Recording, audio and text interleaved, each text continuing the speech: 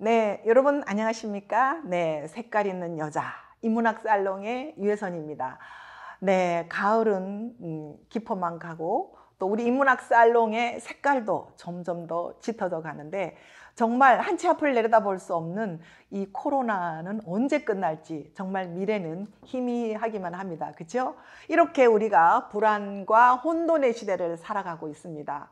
그렇지만 우리 세상은 바깥의 세상은 첨단 하이테크 시대, 4차 혁명, 인공지능에 의해서 엄청나게 발전을 하고 있죠. 그렇지만 그 속에서 우리는 정말 어떻게 살아야 하나 이런 생각이 드실 텐데요. 이럴 때일수록 우리는 인문학적인 감각이 필요하다. 그래서 오늘은 제가 여러분들에게 이 책을 소개를 한번 해볼까 합니다. 그동안은 제 책, 나를 채우는 그림 인문학의 속에 있는 그림들을 통해서 어떤 인문학적인 사색, 인문학적 성찰, 그 다음에 우리 주변 이야기들을 쭉 소개를 했는데요. 저는 인문학 살롱을 진행을 하고 또 인문학 강의를 하면서 이 책을 통해서 많은 영감을 얻고 많은 그 배움을 얻었습니다. 그래서 이 책을 소개하려고 하는데요. 정말 왜 인문학적인 감각이 필요한가, 이 시대에. 세상은 인공지능 시대로 첨단으로 가고 있는데, 그래서 세상 이럴수록 오히려 더 단단한 인문학적 내공을 요구한다라고 이렇게 이야기하면서 이 조지 앤더슨, 이 책을 쓴 조지 앤더슨이라는 사람은 기자입니다. 기자, 월 스트리트 저널의 기자 생활을 하면서 정말 이 디지털 혁명 시대에 사람들은 이런 지식이나 어떤 사실이나 어떤 팩트에 대해서는 엄청나게 많은 정보를 가지고 있지만 이것을 분석하고 해석해서 우리 삶에 유익한 정보로 활용하는 데는 아직도 너무나 많이 부족하다는 것입니다. 그렇죠? 아무리 이렇게 첨단의 기술이 발달을 해도 그것이 우리 삶에 유익한 정보로 이렇게 활용이 되지 못한다면 아무런 의미가 없다는 것이죠.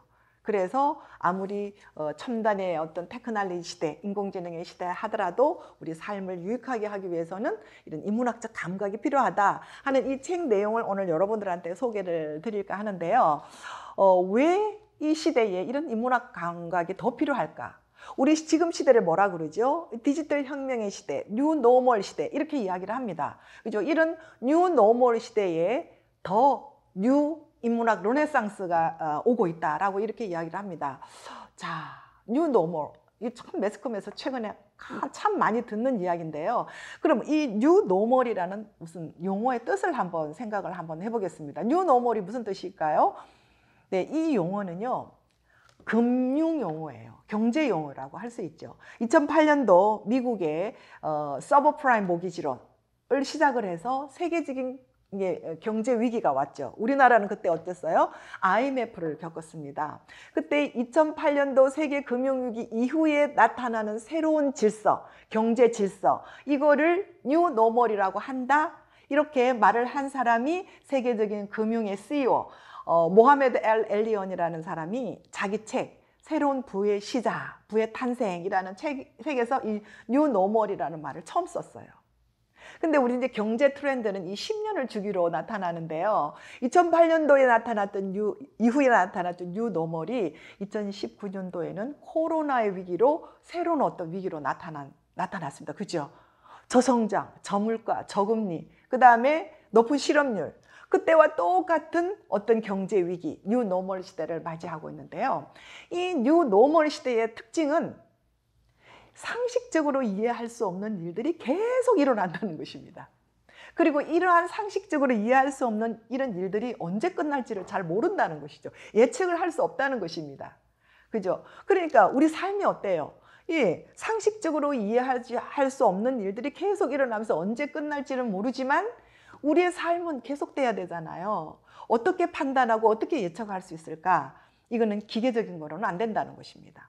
인문학적 내용, 이런 혼란 속에서도 질서를 찾아내는 능력, 그 다음에 이런 어떤 많은 잡다한 정보 속에서도 우리 삶에 유익한 본질과 속성, 우리 인문학적 가치, 우리 인간의 삶에 필요한 본질적인 가치를 찾아서 문제 해결을 해낼 수 있는 능력, 이런 것은 어떤 분석력과 창의력, 그죠? 그 다음에 문제 해결 능력, 이런 것 인문학적인 분야라는 것입니다. 그래서 이런 인문학적인 감각, 인문학적 내공이 절실하게 필요한 시대다라고 이렇게 이야기를 합니다. 그렇죠?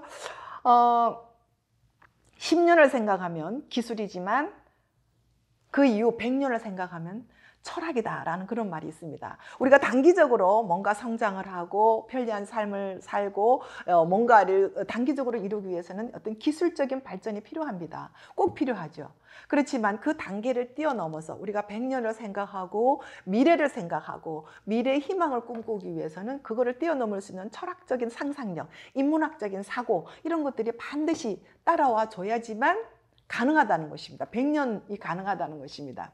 그래서 이 책, 왜 인문학적 감각인가? 이 책에서는요, 이런 사고 능력, 비판적 사고 능력을 5가지로 인문학의 역량으로 이렇게 설명을 하고 있는데 오늘 그 5가지를 설명을 드리면 아마 여러분들도 아마 이 책을 한권 다 읽었다는 느낌이 드실 거라고 생각을 합니다. 첫 번째는요, 인문학적 역량에서 비판적 사고 능력의 첫 번째는 경계를 뛰어넘는 능력입니다. 이 경계라는 게 뭐예요? 어떤 원칙, 원리 원칙, 그 다음에 확인되고 검증된 지식. 근데 우리는 이제 그런 거를 공부를 하죠. 근데 우리 삶이 그런 원리 원칙에 내에서만 머무르지 않잖아요. 우리가 예측할 수 없는 이 뉴 노멀 시대에 예측하고 상상할 수 없는 이런 어떤 많은 일들이 우리 앞에 닥쳤을 때 어떻게 우리가 대처를 할 수 있냐 이거죠. 그 경계를 뛰어넘어서 분석하고 사고해낼 수 있는 이런 창의적인 능력, 이런 능력이 필요하다는 것입니다. 두 번째, 이런 능력을 우리는 인사이트, 통찰력이라고 합니다. 그죠? 이런 능력을 뛰어넘어서 상상해서 창의적인 솔루션을 해결해낼 수 있는 능력, 이런 솔루션, 인사이트, 통찰력. 이게 두 번째라면 세 번째는 이 통찰력을 통해서 아주 적절한 문제 해결에서 정답을 찾아낼 수 있는, 선택할 수 있는 능력, 이런 3가지 능력이 필요하다는 것입니다. 그래서 이 3가지 능력을 갖춘 사람들은요, 앞으로 미래에 성공과 행복할 수 있는 이런 능력을 가진 사람인데요. 우리는 이런 사람들을 성공한 사람, 부자라고 이야기합니다. 그렇죠?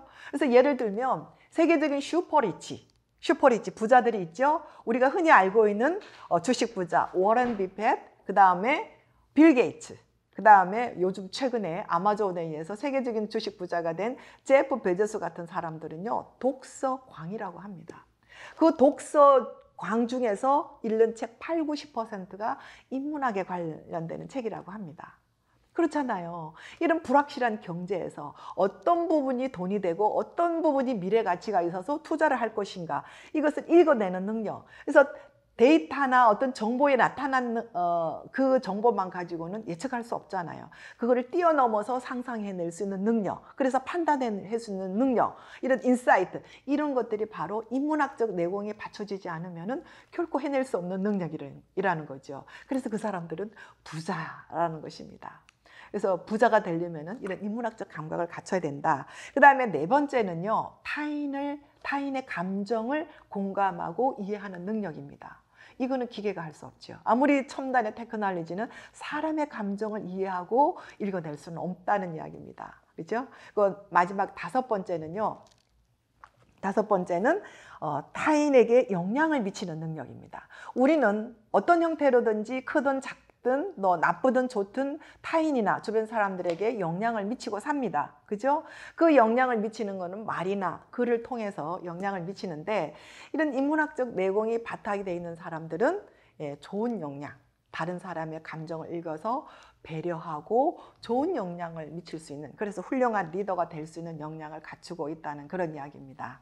그렇죠. 그래서 우리가 인문학적 내공을 갖춘다는 것은 우리가 지금 이 현실적인 문제에서 부닥쳐서 좌절하고 절망하는 것이 아니라 미래의 희망을 꿈꾸게 할 수 있는 그런 어떤 내공이 아닐까라는 생각이 듭니다. 그리고 이 인문학적 내공을 갖추고 있는 사람들은요, 오늘보다 내일이 더 나아질 것이라는 그런 긍정적인 열망을 가지고 있을 뿐만 아니라 그 열망을 실천하기 위해서 끊임없이 공부한다는 것입니다.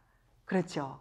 그래서 정말 저희 인문학 살롱에서는 정말 여러분들과 함께 이 불안과 혼돈의 시대에 자기의 꿈과 미래의 희망을 잃지 않고 정말 행복한 미래를 꿈꾸면서 자기 삶을 잘 단단하게 붙들고 갈 수 있도록 정말 따뜻한 생활 속의 인문학으로 여러분들과 함께 할 수 있는 그런 인문학 살롱이 되기를 정말 꿈꿉니다. 그래서 여러분들한테 좋은 메시지를 공유할 수 있는 그런 인문학 살롱이 되기를 바라면서 오늘 또 여러분들의 삶에 인문학적 감각과 내공이 쌓여질 수 있는 그런 행복한 하루 되시기를 바랍니다. 네, 감사합니다. 네, 다음 시간에 또 뵙겠습니다. 네.